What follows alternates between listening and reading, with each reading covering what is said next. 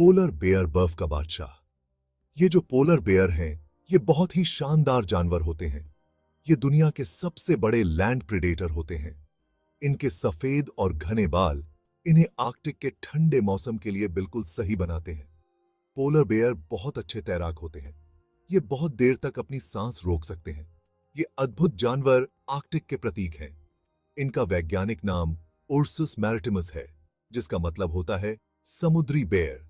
और यह बिल्कुल सही है क्योंकि ये अपनी जिंदगी का बहुत सा समय समुद्री बर्फ पर बिताते हैं। पोलर बेयर को जीने के लिए इस बर्फ की जरूरत होती है।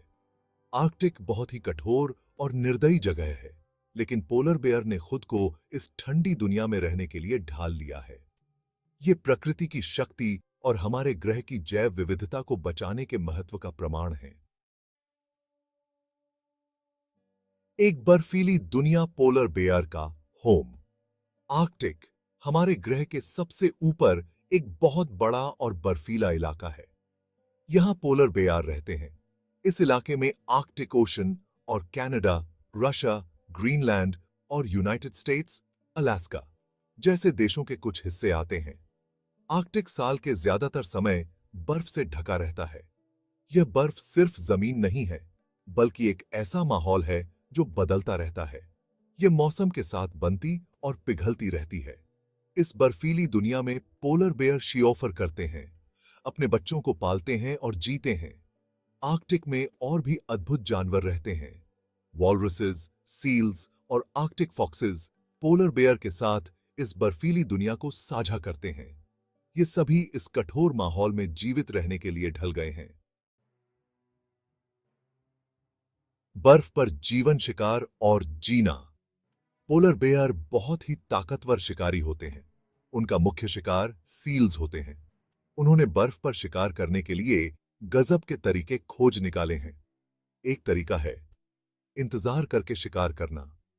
भालू बर्फ में बने सांस लेने के छेद के पास धीरज से इंतजार करता है। जब कोई सील हवा लेने के लिए ऊपर आता है, तो भालू उसे अपने तेज पंजे से पकड़ लेता है। पोलर बेयर तैराकी में भी माहिर होते हैं। उनका खाना ज्यादातर सील ब्लबर होता है। पोलर बेयर में चर्बी की एक मोटी परत और घने बालों वाला कोट होता है। ये रूपांतरण उन्हें बहुत ठंडे तापमान में भी गर्म रहने में मदद करते हैं।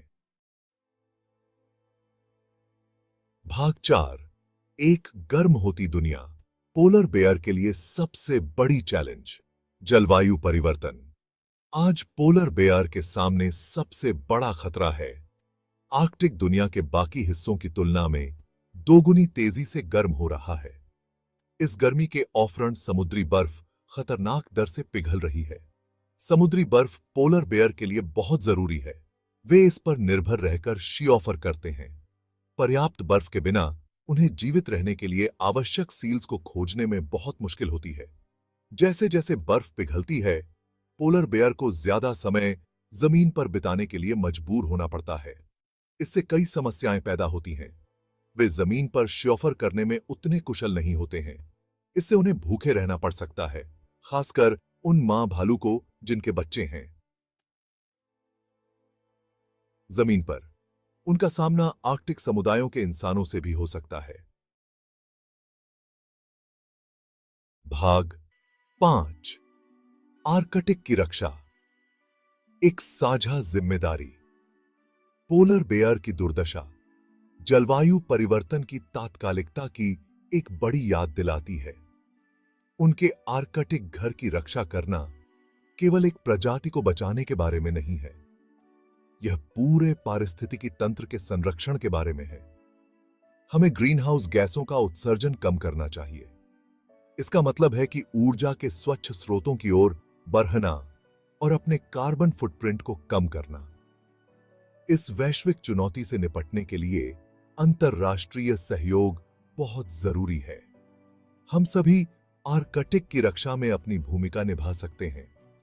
पोलर बेयर का भविष्य आज हमारे कार्यों पर निर्भर करता है।